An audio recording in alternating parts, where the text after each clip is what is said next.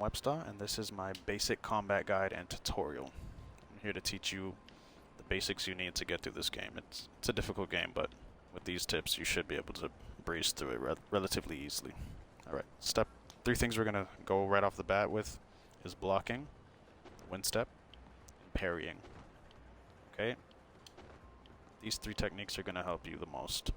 So right off the bat, while blocking, if you put in a direction with the left stick, you can go and do a wind step. And the wind step is going to help you avoid most problems in this game, as well as blocking. If you take damage, you can immediately block. So if you get hit once, you can block the second hit. You don't have to just eat the whole combo. And while you're blocking, if somebody was to break your guard or knock Ryu's sword out of place, you'll know what it looks like when it happens. You can wind step immediately and your guard will come right back.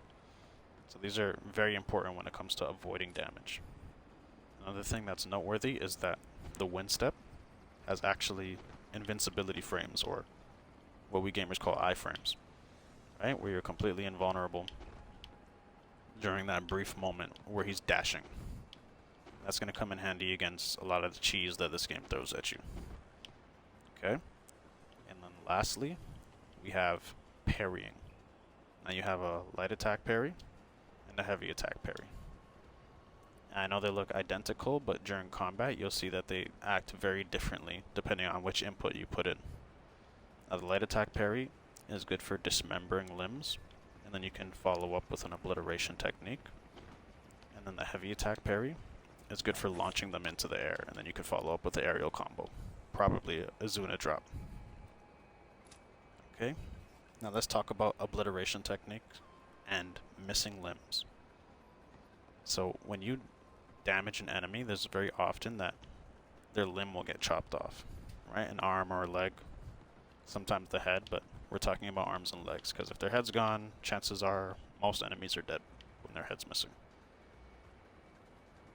Where was I? Yes. If they're missing a limb, you're going to want to do an obliteration technique. Very simple. You go up to them and you press heavy attack. Once you do the obliteration technique, they're going to be instantly dead, and then you could focus on the remaining enemies. This is a very good way to thin the numbers of the enemies who are on you. Another thing that's noteworthy is that enemies that are missing limbs become very volatile, meaning that they will latch onto you, they'll do grapple and grab attacks, and simply blow themselves up.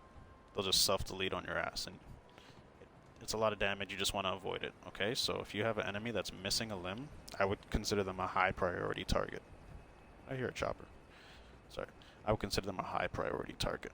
Anybody who's missing a limb, shooting a bow, or casting spells are all high priority targets, okay? They'll be a pain in the ass, and it's best to get rid of them as soon as you can. Alright, last three things I want to talk to you about is combat tech. 3 simple tips that's going to help you. First thing is called on landing. So normally when you hold Y, or the heavy attack, he goes into the stance here.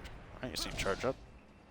And there's a brief animation where he pulls out the sword and he leans into it, right?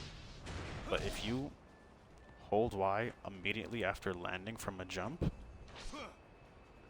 you'll see that he goes instantly into the stance.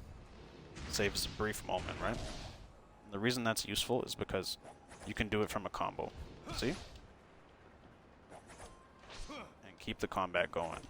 And you don't even have to fully charge. You see he does a slash attack. That slash attack, more often than not, I find it does critical, and it just chops their head off immediately, so don't worry about not being able to charge up. It's just good. It's just good. Alright, thirdly, we have...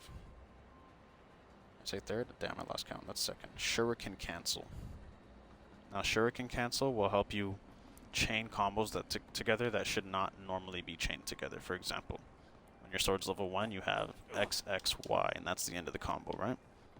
But if I chain a Shuriken throw, I can chain that combo infinitely, and I'll show you what that looks like. So you have X, X, Y, Shuriken throw, X, X, Y, Shuriken throw.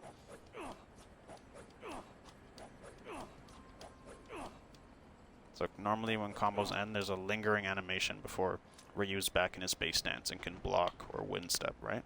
But if you just shuriken cancel, you're back where you need to be immediately. And like I said, enemies hardly give you time to breathe in this game, so knowing things like on landing and shuriken cancel are going to save you a lot of trouble. You can also use the shuriken to simply get enemies that are slightly out of reach and help you chain your combos together, so don't sleep on the value that the shuriken brings. Lastly, we have the Azuna drop. Okay, here's the combo for the Azuna drop right here on screen. See, it says blue. It's blue and it says throw X Y X X X Y. This combo is why I play this game. Okay, it's the greatest thing out there. It's also going to be your crutch, in my opinion. It's my crutch, so it should be your crutch too. Okay, this is going to help you get through the game and deal with most enemies. Only humanoid-shaped enemies can be Azuna dropped, so anything that's significantly larger than you or weirdly shaped, aside from like those scorpion creatures, like they can all be Azuna dropped, including the scorpion creatures, right? Just like mainly I'm talking about werewolves and demons cannot be Azuna dropped, but everybody else can. So it's good to know that stuff. And that's all I really wanted to tell you guys. I'll show you what combat looks like when you use all of these things at once. That's the Azuna drop. Now watch when he breaks my guard. Dash. Show you what a parry looks like. That's the X parry. You can see I chopped his limb off. Finish him with an obliteration technique, and I'll do the Y parry straight into an Azuna drop. Alright? So you have lots of options when it comes to what you do after a parry. I didn't show you the shuriken cancel or the on landing, but yeah, that's it. Thanks for tuning in into my guide, and thanks for watching. Till next time. Peace.